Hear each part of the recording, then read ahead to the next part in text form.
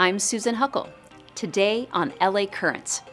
Now in her last term in office, LA County Supervisor Hilda Solis outlines her contributions to improvements in LA and what she would like her career legacy to be.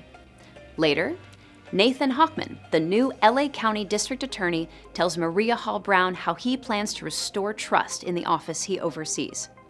But first, the city attorney, Hydee Feldstein Soto, spoke to Maria Hall Brown about the value of visibility and how her leadership team looks like the city it represents. The city attorney's office is also leveling the field for LA tenants and making sure that language is no barrier to justice. Hello, I'm Maria Hall Brown, and this is LA Currrents. When she was sworn in December of 2022, our guest today became the first female Los Angeles city attorney, Hydee Feldstein Soto. So nice to have you here. Thank you so much, Maria. It's a pleasure to be back with you. A lot has happened since you became the LA city attorney, and a lot of really great things, by the way.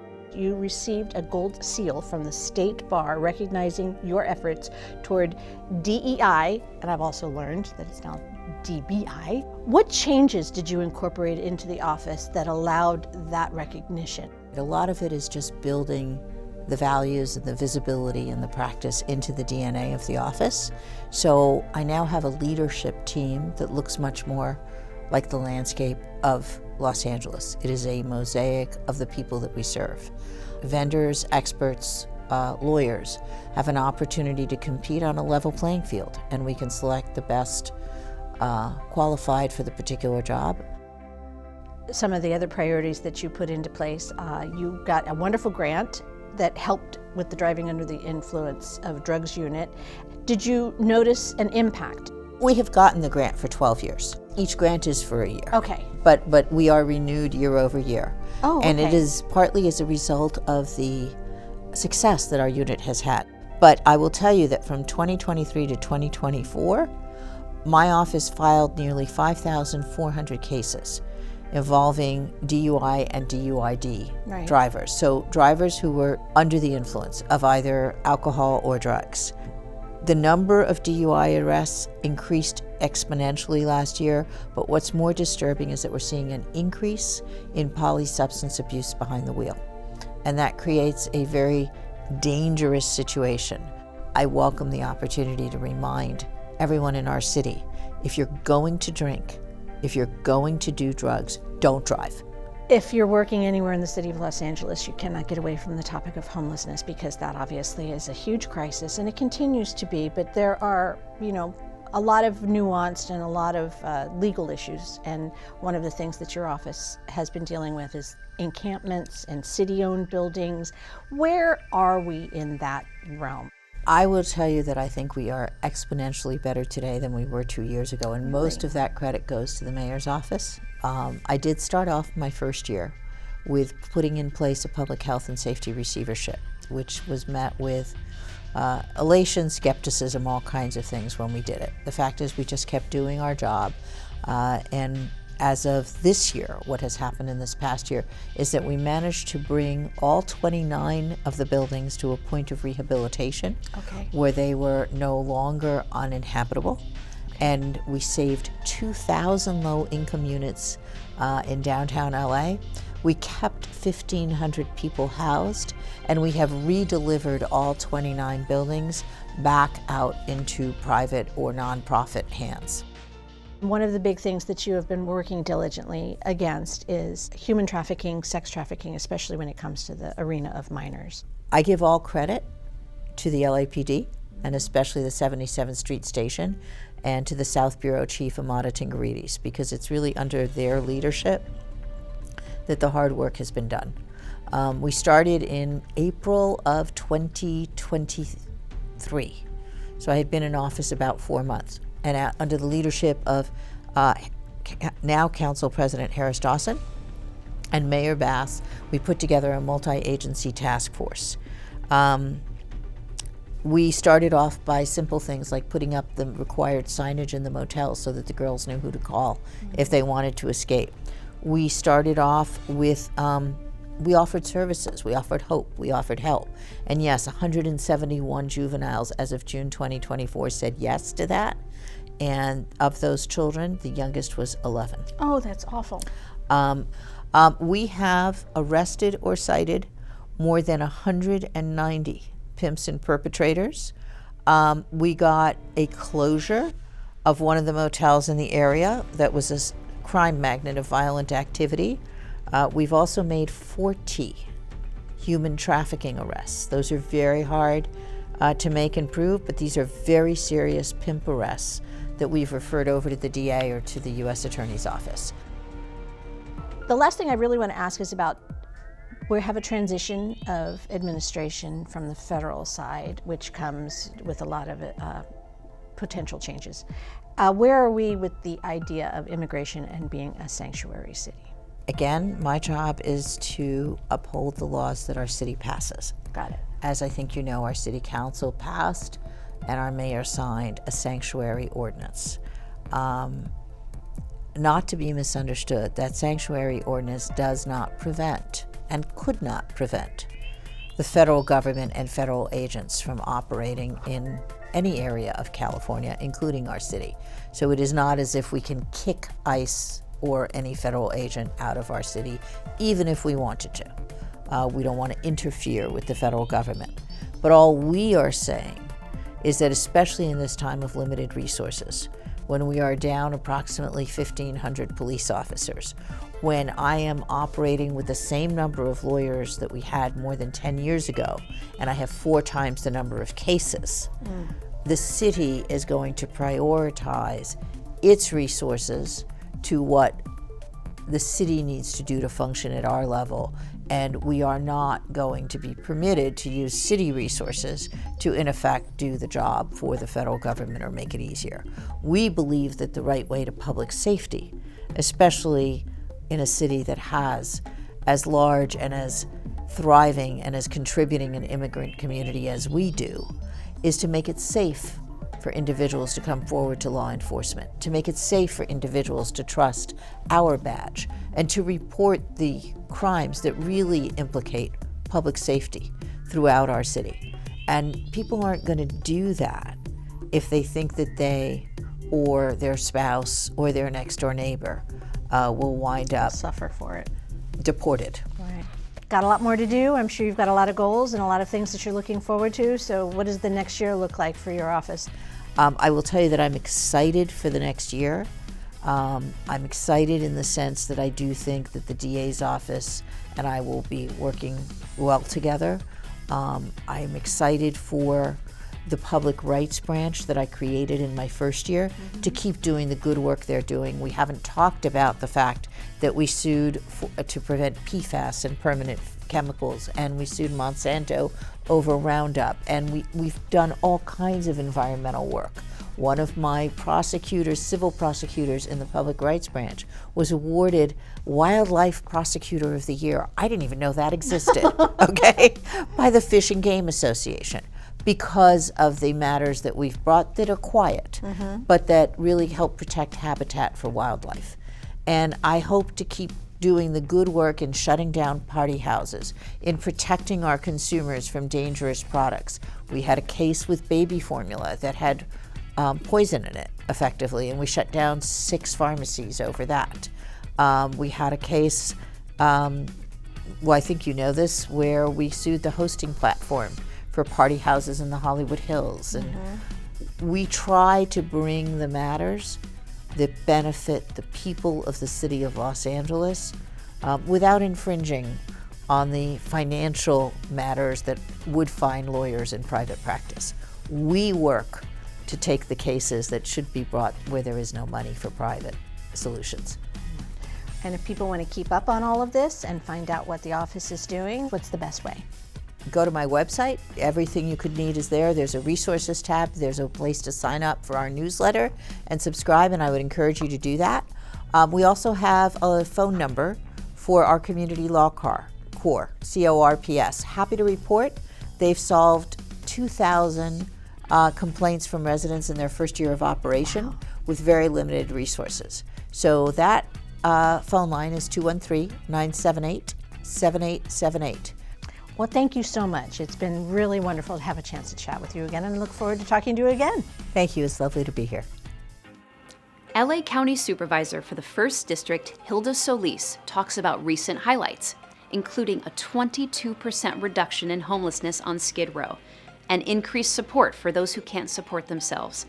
Solis also addresses the concerns Angelenos have over the impacts of the 2028 Olympic and Paralympic Games.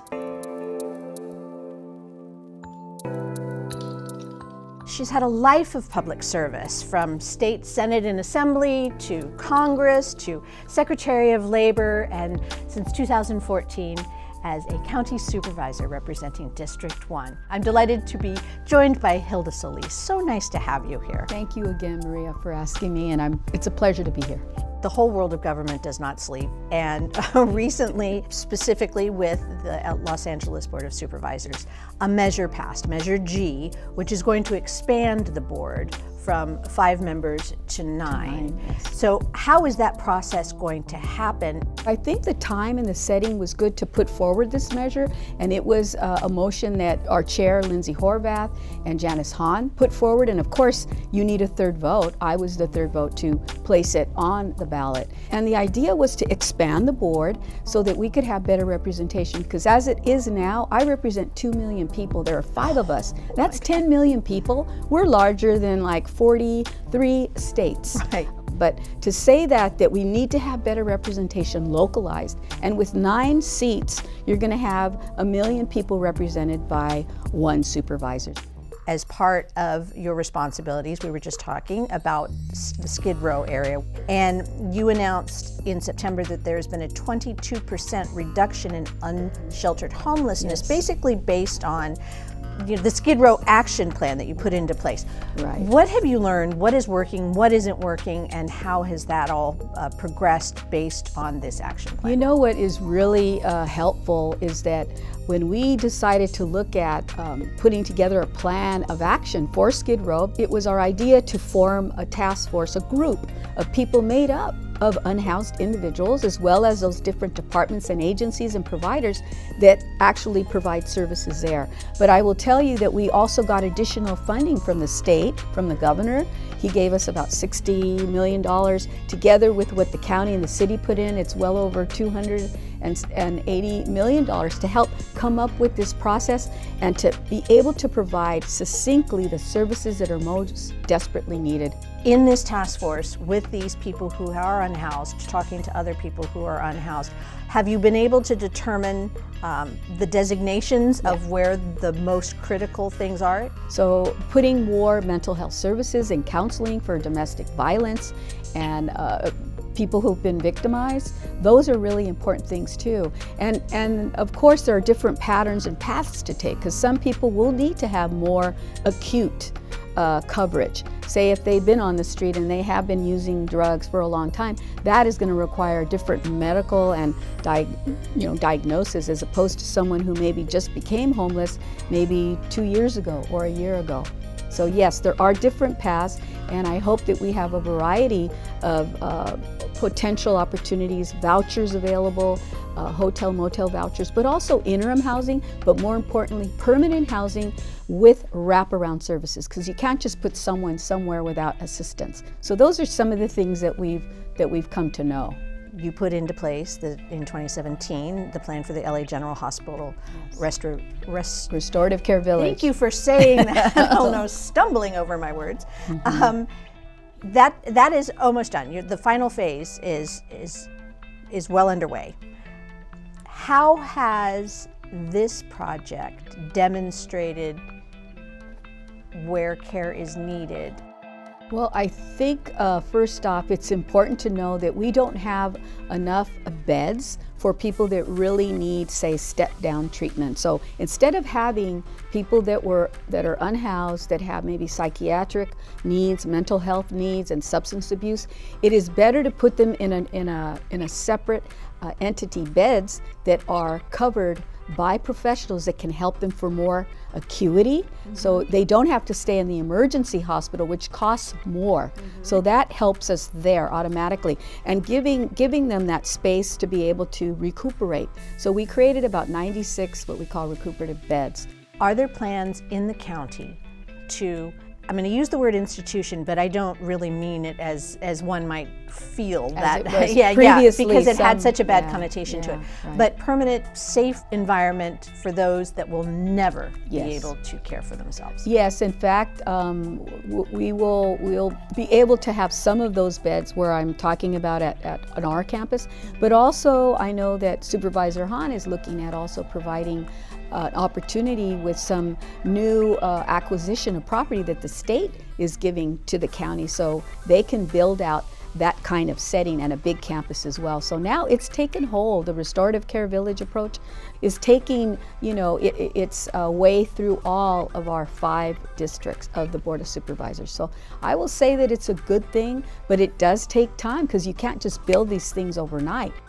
We're going to blink, and it's going to be 2028, and we're going to have the whole world come to Los Angeles and enjoy a bonding experience wrapped around athletics and everything that happens here. Are we close to being ready? I would say we are in preparation mode right now. We know there's a lot. So we have to come up with more buses, bus lanes, and also making sure that we can make connectivity. So how do we get there? If there's no subway rail system right now, then we have to talk about buses. And that is something that we are focusing on, getting funding to secure that, to do the right analysis so that we can create those bus pathways. How are we in the realm of safety? Well, we've gone through kind of a lot of self-analysis at Metro, looking to see how we can better serve our customers and make sure that there is safety. And one thing that we have learned is that we have to have, for example, our own security system in place, our own officers that work exclusively for Metro. It doesn't mean that we won't call on LAPD or LA Sheriffs for things, but to have our own internal service. And being at the Paris Olympics, definitely Paris took advantage of the fact that it's Paris. It's, it has its own artistic sensibilities. Did you learn a little bit about what the LA Olympics should feel like so that it maintains Los Angeles's Identity? personality? Yeah, I think there's a lot that's going to be brought together. I was at a convening just about 2 weeks ago with a group of people involved in the arts. How do we expand? Which you are a huge supporter of. Yes, Thank you very much. Yes, and continuing to build that out across the county so that we can have venues for people to watch the Olympic Games if they can't afford it, maybe at a park, and be able to have activities that pop up, experience. yes, that are organic, but that are supported by our communities, by the county, and hopefully by LA 28. There's going to be a change in the White House, obviously, the first of the year. Were you confident that it's going to be okay here in Los Angeles at large or in Southern California? Where are you a little worried? We went through this when Trump was previously president, and we prepared for it. Obviously, nothing is ever perfect, but I think we all those of us that were involved at that time understand how important it is to safeguard our rights and to make sure that our community is prepared and that we have venues for them to go to if they're stressed right now or they need to get things in order legally. There are avenues and there are places to go that will provide legal assistance to people. But we have safeguards now. We have laws in place that say, well, we're not going to collaborate with ICE coming into, say, our schools or our courthouses or whatever unless there is a warrant. What do you want your legacy to be? What do you want to be remembered for?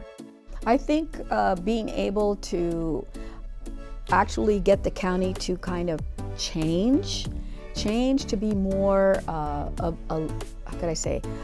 absorbing information from the public and then putting that to action and helping to empower and lift people up so that they think better about what their future looks like. But if people really want to get some information about what's happening in your office and with the county supervisors and all the things that we've discussed, what's the best way for them to find out? The best way is to call 211, and then they can go to lacounty.gov. They can also call our offices, the Board of Supervisors, lacounty.gov BOS. It's 211 213-974-4111.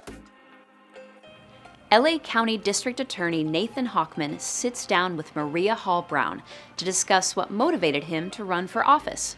The new district attorney outlines how he will fulfill his promises for change and how he will balance upholding the law with implementing effective criminal justice reform.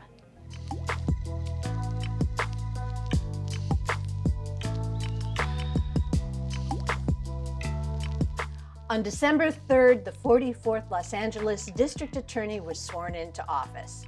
Well, it's only been a few days at the time of this taping, but let's get to know him a little bit better. I'm delighted to be joined today by Nathan Hochman. So nice to have you here. Thank you very much for having me here. Well, lots and lots and lots of questions, but here's a really ridiculous one to get the whole thing started. You were sworn in by former Governor Arnold Schwarzenegger. Are you guys friends? I mean, how did all that happen? Or was that just something, there's a protocol that I'm completely unaware of that somehow went into play? No, Governor Schwarzenegger and I have talked and sort of worked together for years now. And when it came time to figure out who would be someone I would be incredibly happy to swear me in, I was looking for someone who's just been a leader, a common sense leader out there in the world. And, you know, Governor Schwarzenegger came first on my list. I asked him, and he was nice enough to say yes, and I was incredibly honored to have him swear me in. You know, you've definitely run an incredibly successful campaign, won 60% plus of the votes. But the whole idea of, it's not as if you were not busy to begin with. It's not as if you didn't have a full-time everything. Why did you think that this was the direction that you needed to take? Why is it that you wanted to step up into this particular position at this particular time? You know, I'm a lifelong Angelino. I was born here at UCLA Hospital, grew up here. I've been married now 31 years here in Los Angeles, and I've raised my 3 kids here who are now in their 20s. And I saw the situation of our safety, and I wasn't going to move. I've had plenty of friends that looked at fear entering the equation of their life, and they decided to vote with their feet, and they picked up and moved. You know, I love Los Angeles County, and I was going to fight for what I love. And I have a fairly unique skill set that I've developed over the last 34 years in the criminal justice area. I've been a federal prosecutor, been a U.S. Assistant Attorney General, been the president of the LA City Ethics Commission, and I've been a defense attorney. And I thought I could bring that skill set to bear, plus the fact I had run for a statewide office before and understood how to campaign. And so to marry these skill sets of being a lawyer in the courtroom, but as a prosecutor and a defense attorney, being the head of some major organizations, whether it was the tax division, the U.S. Department of Justice, or 2 major international law firms, government investigations practice, and then understanding actually how to campaign, how to build a campaign, build a team, fundraise, get out in the media, get out in the community, set up a grassroots operation, and then win an election. Thankfully, it worked out. Anyone who's in political office, whether they be the spouse of or the actual person, is going to have a lot of eyes looking on them. That's kind of an intimidating thing, I would think. If the spotlight comes with the office, and the office, it gives me the opportunity to really leverage my skill set and hopefully restore safety in this community, working with as opposed to against the 750 deputy district attorneys who are in the courtrooms every day, working with as opposed to against the tens of thousands of law enforcement officers who wanted a DA who just wants to do his job and let them do their job. You know, if it's working with as opposed to against victim groups, victims' rights groups, they've been abandoned over the last 4 years. I've told these groups that, look, I'll resume the role that the DA's office has always been, which is their champion. I said, this is why, if the spotlight comes with that, so be it. But if I can actually accomplish the roles that a DA needs to be with the prosecutors, with the law enforcement, with victims' families, with the public, and I want to create a community that is better than the community that I had the opportunity to live in. The level of crime in which someone can be arrested, you're talking about just safety and making sure that somebody is responsible for their actions. So how is that going to change? Because that's obviously been something where some crimes, including theft, shoplifting, it's not even worth calling it in because nobody's going to do anything about it. So the days where police officers will tell victims that our hands are tied by the DA's office are done. Okay. Each case will be looked at in terms of, is the evidence there? I mean, we have to prove that evidence beyond a reasonable doubt. Is the evidence legally admissible? Did the police obtain the evidence correctly? And each of those cases presented to the DA's office will now be given a fair shot. Recently on social media, you might have seen it, where 12 to 15-year-olds biked to a 7-Eleven, dropped their bikes in front of it, ran inside, ransacked the place, got back on their bikes, stuffed their pants with stolen goods, and biked away. Ultimately, those kids thought that it wasn't against the law. And they were, for the most part, absolutely right. DA had a policy saying if you're a juvenile under 18 and you steal just under $950, which is a misdemeanor, the DA had an actual policy saying that the DA's office would not prosecute that case at all. And you know who was paying attention to that policy? Those kids. Even if they didn't physically read the policy, they knew the policy existed. That policy has been rescinded on my day one. The DA's office, correct me if I'm wrong, on average has 180,000 cases. And you've also said that you want to make sure that every case is looked at. How is your staff feeling about that? How are your assistant DAs feeling about that? How is that going to be managed just in terms of logistics? That's a pretty impressive caseload for any country, let alone the County of Los Angeles. You're right. I mean, the County of Los Angeles, if it was a state in the United States, it would be the 8th largest state. Yeah. My budget will be somewhere around $500 million. And I've got 2,100 employees, about 750 of them are prosecutors, and we're hiring right now. So if anyone out there who's watching this, please get ready to sign up for and apply to the LA County DA's office. But how are we going to go about this?